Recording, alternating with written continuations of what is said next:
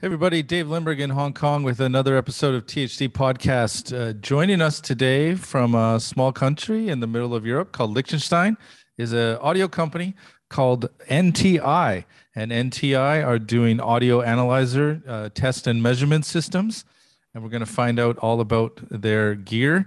But without delay, let's not forget about ALTI, the Audio Loudspeaker Technology International Association. They're our sponsor and a great source of networking and industry knowledge. They do have an event coming up on June 5th and 6th in Vegas, a show back. So we encourage everybody to go out and get involved. It's right before InfoComm this year. So that's a great event for everybody to get out and start networking again, because we all need to after being locked up for 2 years. So without delay, let's say hello to our panel. So Simon Weston in Japan. Good afternoon, Simon. Afternoon, Dave. Big team. It's me and you. Exactly. All right. So yeah, joining us today, Gregor Schmidle. How are you doing today, Gregor? Thanks for joining us. Thanks for having me. Good. Thank you. Very good. Okay. So yeah, NTi is a company, and before we started recording, they spawned out of a cable connector company called Neutrik about 20 plus years ago.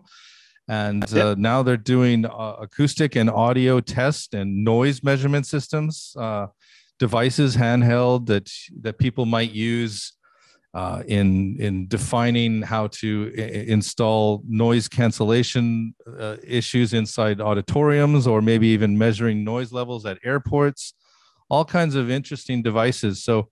So Gregor, maybe where would you like to start? Just maybe introducing the history of the company, or walk through a presentation. How would you like to go through this? Yeah, I think I got that covered in my presentation. So why don't we start with this one? Okay, let's go. All right. Okay. Okay, so you should see my presentation now. Yep, perfect. Okay, perfect. Okay, so NTi Audio, let me give you a little bit of a history on where we came from. Basically, as David already mentioned, we came out of Neutrik, a connector company. So all in all, we're around in the industry since more than 30 years, based in Liechtenstein, small little country between Austria and Switzerland. The products we sell are manufactured in Switzerland, actually. Mm-hmm. We do have a worldwide sales and support network, so we do have more than 60 partners worldwide. And we also have our own companies, the NTi Audio branches all over the world. So starting from the West, there is NTi Audio America, based in Portland, Oregon. There is the NTi UK in Stevenage, close to London. There is our latest member, NTi France, close to Lyon. NTi Germany in Essen. Then from the East, there is our China base in Suzhou, Korea base in Seoul, and NTi Japan in Tokyo. So the markets we serve, let me give you just a little bit of an overview about what we do. So first of all, there's live sound, of course. So anything that has to do with live sound measurements, or adjusting a sound system, but also monitoring a live sound event. That's a big requirement these days, to have a documented measurement on live sound events, on concerts, for example. Then there's the studio and broadcast area, where we actually test the equipment in studio and broadcast studios, broadcast stations. There is the cinema market.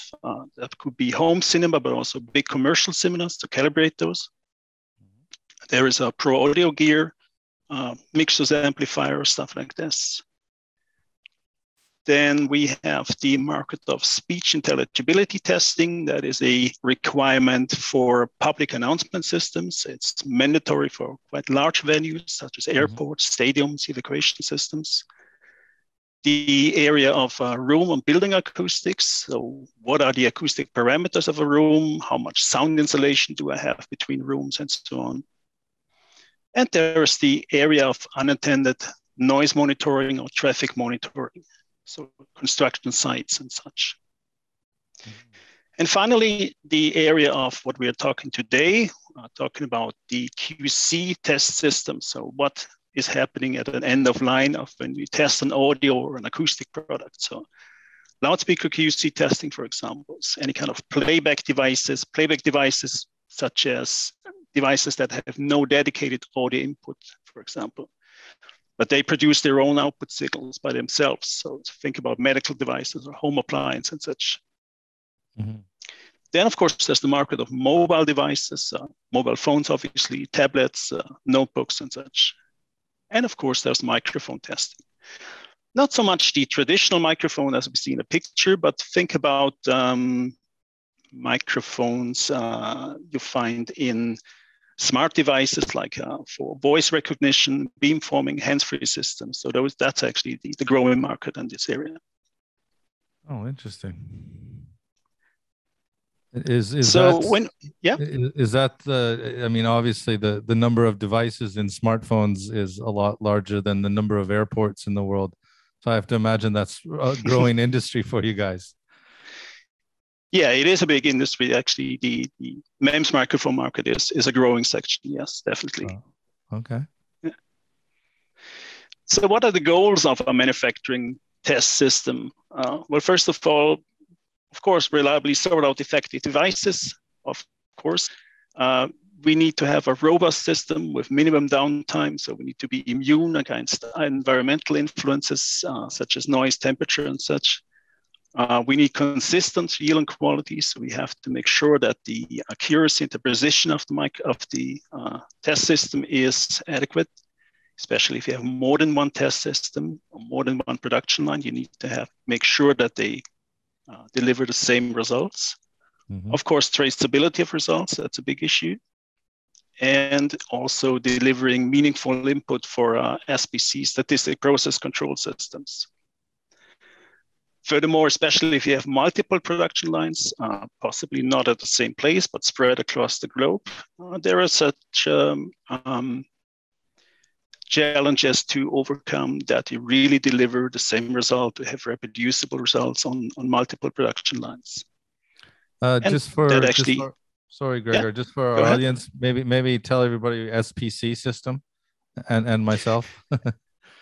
Statistical process control basically means that you take your measurement data and check them in a way to verify that your production line is what it's supposed to do, that it's within its limits, within its spread. And if there's any deviation, you can actually feedback that and make your conclusions on the production line. Such, for example, if the sensitivity of your loudspeaker is constantly drifting away, then you might have a problem with your magnet, for example. Or if you have a new batch of material coming in and you notify some parameter is deviating, then it's a hint that something in that new batch is different than it was before. Okay. And that is a whole art, actually, a whole science to make sure that the production process is in specification. Right. It keeps that way. So identifying if it's in tolerance as you intended from the beginning of the production with your first kind of test run, and then you start perhaps seeing outliers while you're producing numbers 1,000 through 2,000. You might have to stop and reset your line or adjust the inputs. Okay. Yeah. Very good. Okay. What kind of measurement parameters and metadata are we looking at? Well, of course, the usual ones. We do frequency response, distortion response, impedance, phase of acoustical devices. We measure the sensitivity of the acoustic component, whether it's a microphone or a loudspeaker. Then we have the process parameters, so parameters that are calculated out of, for example, impedance response. We get the TL small parameter, polarity, the signal noise ratio. So all these parameters that are calculated out of measurements. Then if you think about microphone modules, for example, so a module that has multiple MEMS microphones on it, it might be of interest. What is the spread of parameters within the microphones on that module? For example, think about a MEMS microphone module. It's quite important to make sure that the sensitivity of all of the microphones is within a certain spread. Mm-hmm. Not so much important how the absolute values, but they need to make sure that the sensitivity, for example, is within plus minus 1 dB, and that actually makes sure that the voice recognition or the beamforming algorithm works properly. Okay. Then, of course, there's rub and buzz. Rub and buzz, big topic on loudspeakers. Any kind of electromechanical defect on the loudspeaker is summarized as the term rub and buzz. There is other data, not directly audio data, but for example, sometimes it's interesting to measure how much current draws a certain device. And also environmental conditions such as temperature, humidity, barometric pressure might be of interest in certain manufacturing conditions. Mm-hmm. Now, here are a few examples on components and devices that you find in such production lines. Of course, there's the regular standard loudspeaker driver. There's the headphone, the finished product, for example. There is active loudspeaker or loudspeaker systems. That's, for example, an overhead panel of a car. And then specifically, mostly here are the microphones for the hands-free sets built in. There are traditional microphones. There are MEMS microphone arrays, for example, such as in finding a personal assistant device. There are the classic mobile devices, mobile phones, tablets, and such. There are personal assistant systems. Think about Alexa. Mm-hmm. There is medical devices. There might be a AVAS system. That's a system you find in electric cars, an acoustic vehicle alerting system. That's what it's called, actually. That makes the beeping sound or simulating the sound for the motor when the electric car goes at low speed. So to make sure that pedestrians, for example, can recognize the car. Oh, interesting. And there is household appliance, so anything basically that makes noise or communicates to users, where you need to make sure that it's understandable or it's audible or it's loud enough. So any kind of acoustic criteria that needs to be tested. Okay. Now, the way I've shown these devices here actually divides them into two groups. The first group is the so-called group we can measure with a method that is called closed loop measurements. Now, closed loop is very easily the test signal originates from the audio system. So from its generator, it's fed into the device on a test, and it's picked up again by a transducer, for example, a reference microphone, and then the signal goes back onto the analyzer. So that's a closed signal loop. So we generate the signal, the device on a test does whatever it does with it. We pick up the result, for example, through a microphone, and then the signal is measured in the audio analyzer. That's the ideal situation we have, and that's what we traditionally think when we think about audio testing. The other group is the so-called devices that we test with the open loop measurement technique. And that basically means we do not have a closed loop, so there is some interrupt. And mostly these devices do not have a dedicated audio input. Think about the AVAS device here. So that's a little box that produces a signal that is driven by the speed of the electric car. So the slower the speed, the louder the sound gets. But there is no audio input, so we cannot feed a sine signal, a sweep signal into that box. Mm-hmm. So we have to make sure that the box itself or the device itself produces the test signal. And then we have to synchronize the audio analyzer to that test signal. That technique is called an open loop measurement. Let me explain on these 4 examples how that works. So traditional closed loop measurements on a loudspeaker, very easy. The signal is generated by the audio analyzer. It goes through the loudspeaker on the test. The sound is picked up by a measurement microphone, and the result is then received by the audio analyzer, and measurement results are calculated and presented.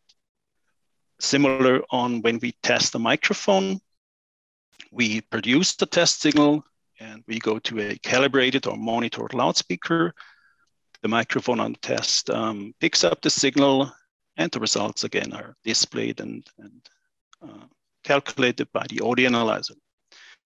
Now, as an example, I use here a Amazon Echo Dot, for example, or Amazon Echo, whatever, personal device. So we cannot feed a signal into that box to make it sound on the loudspeaker. So we have to make the Amazon Echo, in that case, play the test signal by itself. And that can be done by telling him to play a certain MP3 or WAV file that we have preloaded. So we tell him, play the test signal. The signal is played back and the measurement microphone picks up and the analyzer actually synchronizes to the test signal. And the way we do that is that we have a little trigger sequence in front of the actual test signal that makes the analyzer aware that, now the test signal actually started, so we have to start analyzing and acquiring the data. And finally, the last one, that's a similar application here. Actually, we can also measure the microphone on the microphone of this device here, simply by playing the test signal towards the device on the test.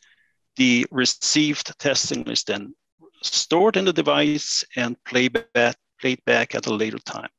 And then again, the analyzer waits for that trigger sequence. And when it receives the trigger sequence, it immediately starts to acquire the test signal and then finally analyzing and displaying the results. So again, the major difference between closed loop and open loop measurement: closed loop, we do the generation of the test signal simultaneously with the analyzing.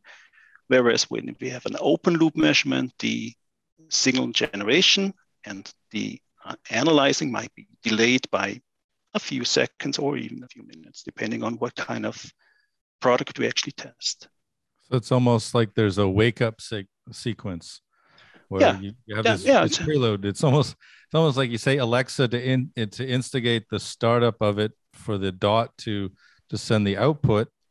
And then on the receiver on the NTi unit, there's almost another sort of Alexa code to say, hey, we've got something coming, get ready to process it.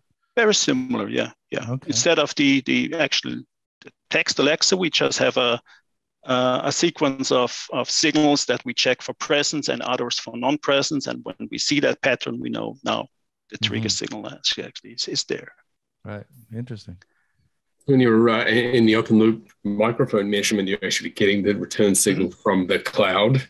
That's quite a complicated process. Or how do you? In this example here, yes, but there are other examples of devices where you can access the device by USB, for example, and that makes it much easier. But for the Echo example, yes, that would be through the cloud. Others are easier to access. You can actually access the memory directly through a USB interface and then play back the recorded test to the analyzer. Maybe you're already going to talk about this next, but there's some advantages and disadvantages or limitations with open loop measurements compared to closed loop. Well, open loop is a bit more complicated because you have to make sure that the trigger gets through. You have to handle timeouts. For example, if the device on the test is completely broken or not present or not connected, you have to handle somehow.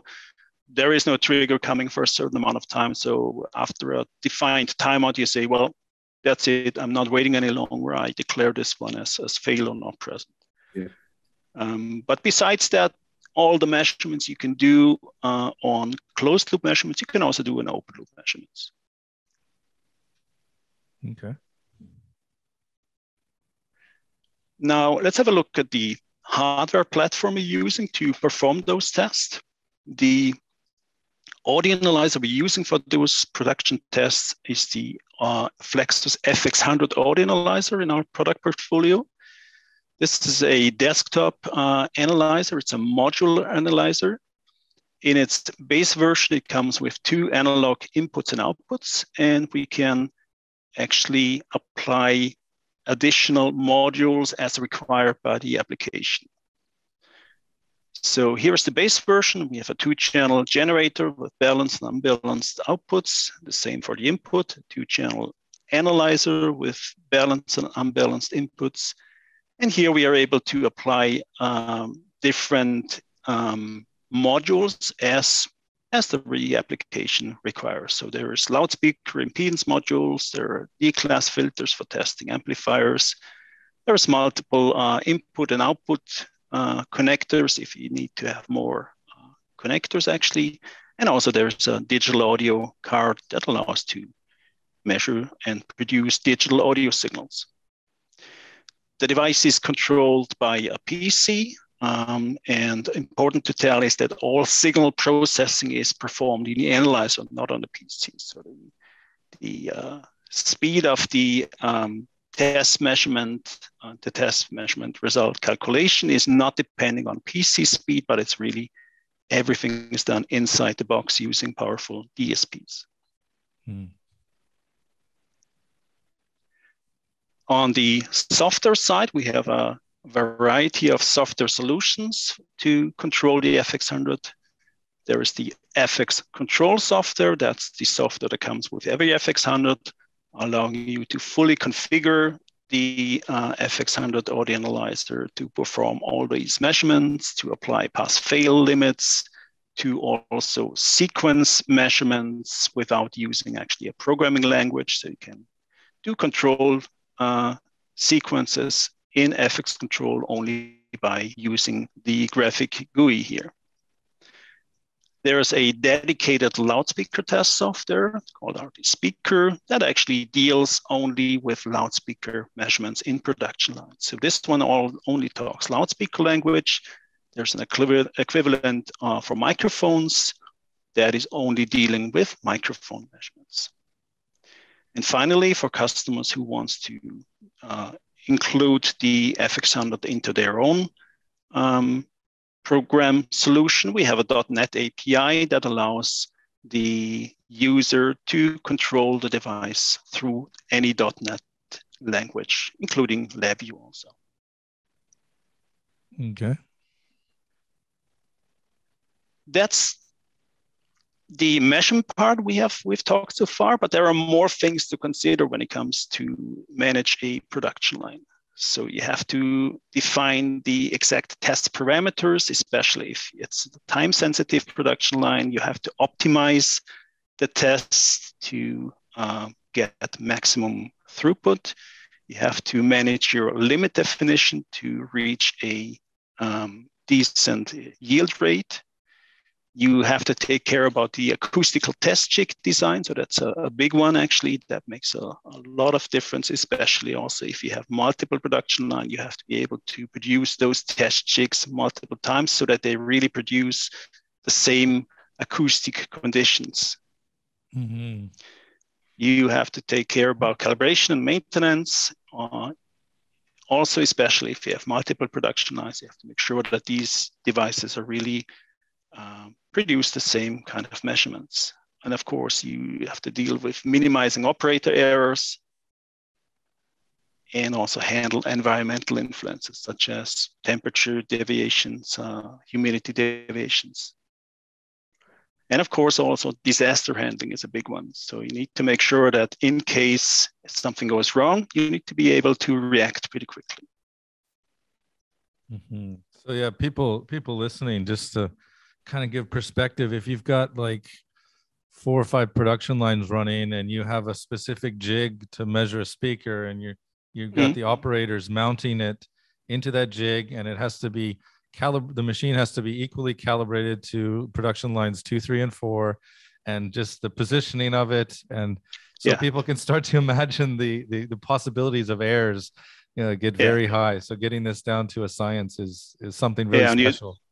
You don't want to have different limit definitions on different production lines. Like you want to have to unify that. So the way to do that is really to produce acoustic test systems that exactly deliver the same result at every station, at every location also.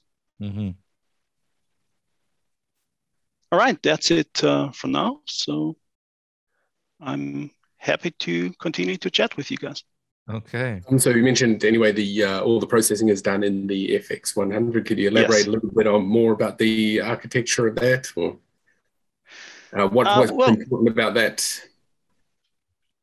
Well, as mentioned already, the device is a modular device. So we have cards that we slide into the mainframe, and there are dedicated generator cards, analyzer cards, and each of them have their own DSP.